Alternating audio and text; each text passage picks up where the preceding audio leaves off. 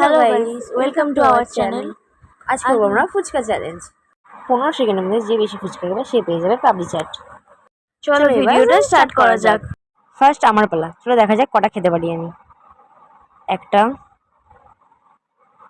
খেতেই পাচ্ছি না, আমি হেঁচেই মরে যাচ্ছি। দুটো হয়ে গেল, আর লাস্ট একটা, 3টে মোট খেয়েছি। এবার হচ্ছে আমার পালা। চলো এবার দেখা যাক আমি কটা খেতে পারি। দেখো ফুচকাটা কত বড়, আমার মুখে ঢুকছিলই না। একটা হলো সবে। টাইম চলে যাচ্ছে, যা যা, দুটোতেই শেষ। আমার তো মুখ নাড়তে নাড়তেই ভিডিও শেষ হয়ে গেল।